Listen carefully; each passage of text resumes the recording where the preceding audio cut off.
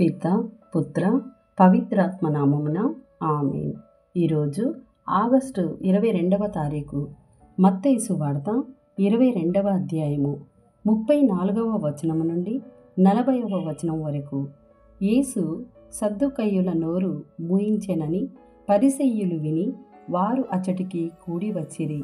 వారిలో ఒక ధర్మశాస్త్ర ఉపదేశకుడు ఆయనను పరీక్షింపవలెనని, బోధకుడా, ధర్మశాస్త్రమునందు అత్యంత ప్రధానమైన ఆజ్ఞ ఏది అని అడిగెను.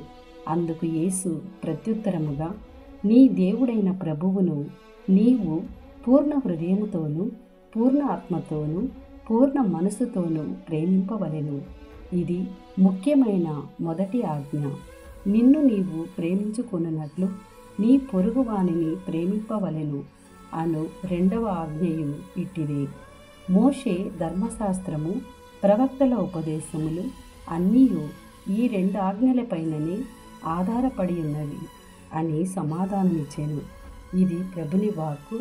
సర్వేశ్వరునికి వందనములు.